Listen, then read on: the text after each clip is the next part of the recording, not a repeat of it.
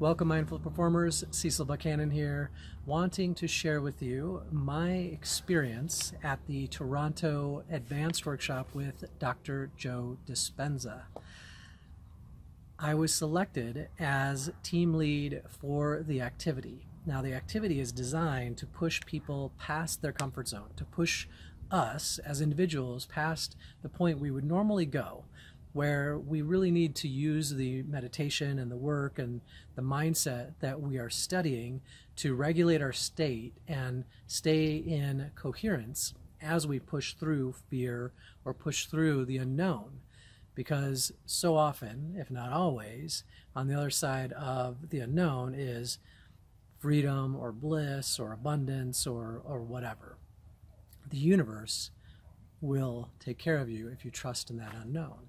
So these activities at the workshops, that's what they're designed to do. Now, this activity happened to be one of the most challenging activities that Dr. Joe had decided to do in this first year of week-long advanced workshops.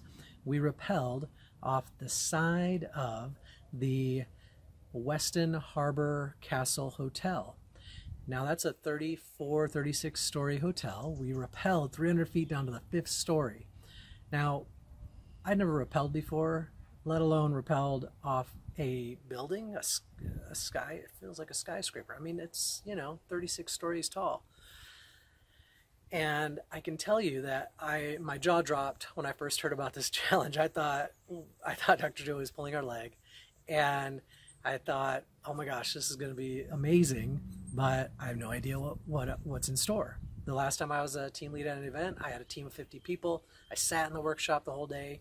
I did all the meditations, and I answered questions from my team each night or reviewed one of the topics from that day. So this is going to be a whole new experience. So I looked at it and I embraced the opportunity, not knowing how I'd be able to serve or how I might be able to help others with this activity, with pushing past their normal comfort zone.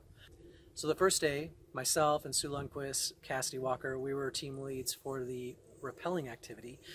We quickly realized that we were going to have to devote our entire week to the activity. I had no idea what type of reward was in store for me at the end of this workshop by having the opportunity to serve others in this way, to be a part of this activity the whole time.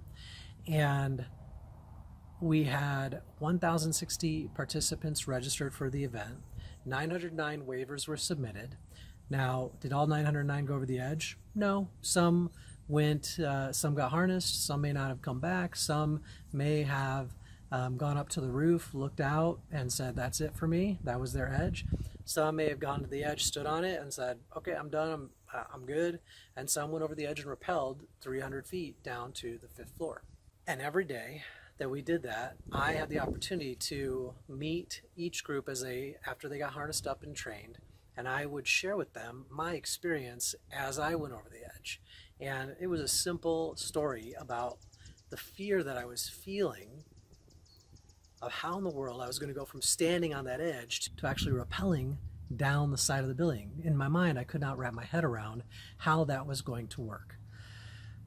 That was the worst part for me. I mean, yeah, we're going to be up high, but so I would tell the story. I'd stayed as centered as I could, focused on my heart, made sure I was breathing, made sure I realized that this was excitement and not fear, although the fear was there. I'm not going to pull your leg. And I just continued to regulate my state and made it to the roof and really enjoyed the view and just made sure I was staying centered. And then I listened to the technicians that were at the top of the building. They stepped you through step by step how to go from standing on the edge to rappelling down the wall. So I shared that story with each person. I was able to make eye contact with nearly every single individual as we rode the elevator up to the penthouse. And as we went up the flights of stairs, I continued telling that story on how all of a sudden the part that I feared the worst was over. It was done. I just stayed centered. I regulated my state. I focused on the instructions at hand. Sometimes when we're stressed out, that's all we're able to do. Now, the more you're able to regulate, the more you're able to comprehend and stay aware of what has to happen. And without those tools, a lot of times people just shut down. We can't absorb any new information. We don't know what's happening around us. I mean, we've all experienced those times where we're stressed out and we have no idea what actually occurred, or there's one moment that just like is locked in and the rest of it is almost gone. So I shared that story and made sure everyone knew that this was a choice, that this is an opportunity to push yourself way beyond what you may usually do in your normal life. And how often do we get the opportunity to do that? How often do we get the opportunity to push ourselves so far past our comfort zone and to see how we're going to react and to see if the work that we're doing is actually making a difference? And it was amazing to see people pushing through their fear and finding their resolve as we went up the elevator, and seeing their as they made that choice. As I said, this is a choice. We want you to want to do this. There was just this look you could see in their face. They're like, oh yeah, this is an opportunity. This isn't some crazy adrenaline pumping adventure. This is an opportunity to see, how am I going to perform? How am I going to stay mindful as I rappel over the edge of this building? Now, those days were exceptionally long and busy. So it was a lot of up and down. I think my Fitbit tracker was measuring about 10 miles a day, about 22,000 steps for you, those of you who track your steps.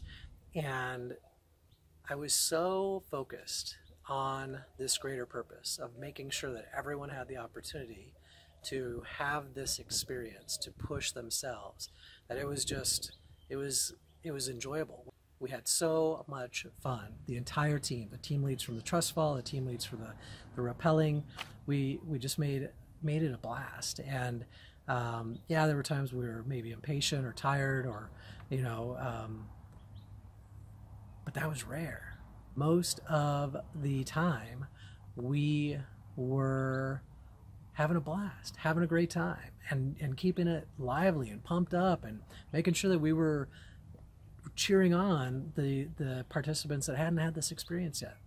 On Friday, it was the first day that we had no teams left to go over the edge. And we had our 4-hour meditation in the morning. We meditate from 4 to 8 a.m. the last 2 days of the meditation. And it's a combination, before you freak out, it's a combination of sitting and laying back and forth for that time. So the time goes by like that. And you have some really cool experiences. So on Friday, we were all done. And of course, we all had a great time, and talked about how we were able to adjust and make the changes that were necessary to make sure that everybody had a chance to go through. And finished the meditation on Friday, and I go to the breakfast room, and I don't know, sometimes after a meditation like that, you're a little out of it. So I'm not sure why I went straight there. I'm not sure if I was even, I had nobody waiting around for, I suppose. So I just went straight there and grabbed some breakfast. And I think I was so used to getting up and going and getting ready for the activity every day that it was just kind of inherent in me that week. And I finished a little bit of food. And as I'm sitting there, I received the greatest reward and I could have never imagined. And it took me 2 days to even try to put the feeling into words. Now, I've had experiences in meditation where it's just a blast of energy, where you can't even explain what you're tapping into. Wow, what is this, right? It's like bliss or joy or love or wholeness, just blasts every cell in your body. But this was different. I was sitting there, eyes open, not meditating, and enjoying the first breakfast that I had had on a plate for 4 days. And it was such a sense of peace, but it was the best I have felt in a waking state for as long as I could remember. And it wasn't a blast of energy. It was almost this absence of want, an absence of desire, as if something had been taken, something I didn't even know was there, like in the pit of my stomach. And all of a sudden it was, here, let's take this from you for a little bit. Let's let you feel what that feels like. And I can tell you it was the most fulfilling, whole, lack of want or desires that I've ever experienced in my life. And it was something that that I never expected, and I still am not doing the feeling justice with the words that I'm finding. So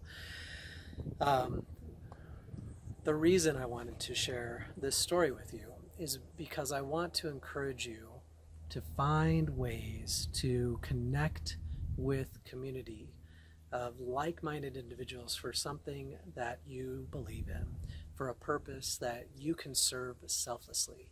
Because when you're able to find a way to serve selflessly, the rewards are just unbelievable. Now, of course, there are studies that talk about the rewards and the health benefits of serving, of giving to others or serving to others. But beyond that, I now know that there are other things that unlock within you as you truly dedicate yourself to something greater than yourself. And if you don't have community, try to find one. If you can't find one, try creating one. If you haven't found a greater purpose, or if you don't know what path you would like to pursue, find books, read books, listen to TED Talks, listen to different teachers, and find somebody that resonates with you. And remember not to get too attached to one teacher. It's good to dive in, but then follow your intuition when it's time to move on, or if it is ever time to move on. You followed your intuition there, make sure that you follow your intuition to the next phase in your journey. Find a way to participate that maximizes your strengths. So if you know you're not good at organization or T-minus schedules or like spreadsheets, numbers, things like that, then don't volunteer to do that. Like, you're not going to enjoy it, and you may not even be very helpful.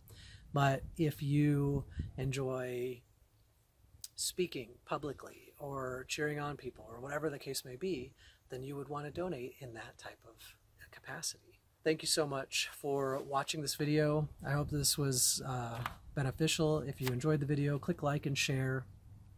And if you haven't already, like or subscribe to my page, I would greatly appreciate it. And of course, then you'll be notified of new videos as I post them. Have a great rest of your day. Thanks.